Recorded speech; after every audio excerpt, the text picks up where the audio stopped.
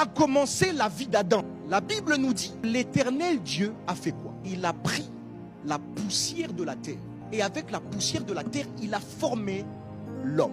Mais à ce moment-là, l'homme était encore un cadavre. Alors là, Dieu va faire quelque chose qu'il n'a jamais fait avec la descendance d'Adam. Il va souffler dans les narines d'Adam. Et à partir du souffle que Dieu va administrer à Adam, Adam va devenir un être vivant.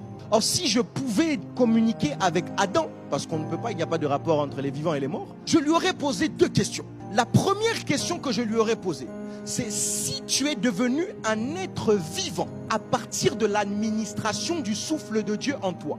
La question est celle-ci. Qui étais-tu avant? Avant que Dieu n'administre son souffle en Adam, Adam était mort. Deuxième question que j'aurais posée à Adam. Si tu ne vis que par le souffle de Dieu, si ce qui t'anime, c'est le souffle de Dieu, si c'est Dieu qui respire en toi, la deuxième question que je lui poserai, c'est qui es-tu? Si on enlève le souffle de Dieu en Adam, Adam n'est pas Adam. Ce n'est pas Adam qui respire, c'est Dieu en Adam. Alors la question est celle-ci, qui est Adam? J'imagine Adam répondre timidement. Mais si c'est Dieu qui respire en moi, ça veut dire que je suis Dieu. Et vous savez quoi? Si Adam me répond ça, alors je suis troublé. Parce que regardez ce que la Bible va dire en Genèse 3, au verset 4. Alors le serpent dit à la femme, vous ne mourrez point plus tôt. Mais Dieu sait que le jour où vous en mangerez, vos yeux s'ouvriront et vous serez comme des dieux. Adam, comment as-tu pu descendre aussi bas en cédant à la proposition de devenir une photocopie alors que tu étais l'extension de l'original? Adam, comment as-tu pu céder à la tentation d'être comme des dieux alors que tu n'étais pas comme tu étais? Il y a une différence entre être comme et être. Celui qui est comme n'est pas. Et c'est ce que Adam ignorait. La vision de Dieu pour Adam était que Adam soit sur la terre, l'extension de ce que lui, Dieu, était au ciel.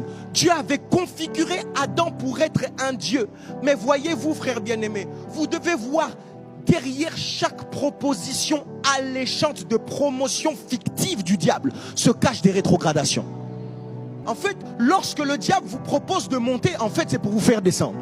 Et c'est le piège dans lequel Adam est tombé. Les amis, ouvrez vos oreilles et écoutez-moi. On y perd toujours au change de la compromission.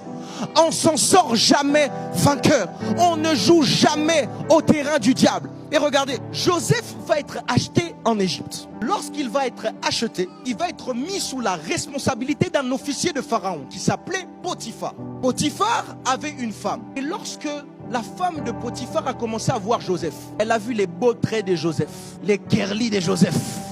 Lorsque Joseph portait les choses pour le Pharaon, elle a vu les triceps de Joseph se contracter. Et de là, elle a eu de l'envie pour Joseph. Elle a commencé à le séduire en lui disant, couche avec moi.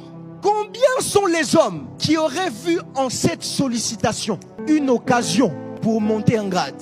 Parce que la Bible dit que celui qui couche avec la prostituée ne fait qu'un avec elle. Ça veut dire que si Joseph s'alliait avec celle qui faisait un avec Potiphar, Joseph ferait un avec Potiphar. En termes d'autorité, Joseph et Potiphar seraient les mêmes. Mais Joseph, en tant qu'homme d'intimité, a eu une alerte de la part de l'Esprit de Dieu qui lui a dit, attention, tu es en face de l'esprit du serpent.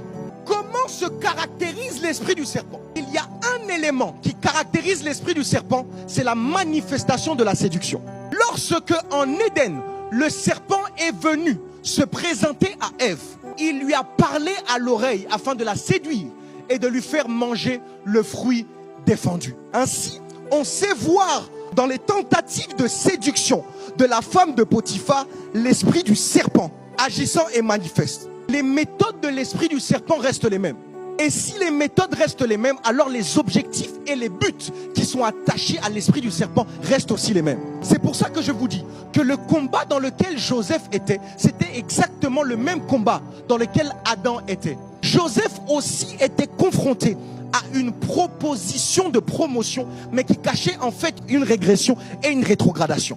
Après que Joseph ait dit non à la femme de Potiphar, Joseph a eu à souffrir. Et au bout d'un moment, Pharaon a décidé de le convoquer et de le nommer en responsabilité sur tout le pays d'Égypte. Pour sceller cela, Pharaon a enlevé son anneau.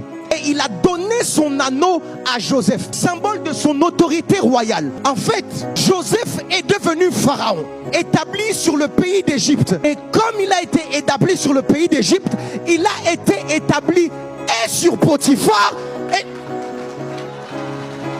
je me dis, si Joseph avait cédé à une promotion fictive, il n'aurait jamais atteint le niveau de Pharaon. Je suis en train de dire à quelqu'un, derrière chaque proposition de promotion fictive que le diable te présente, se cache une régression. Je suis en train de parler à un Joseph.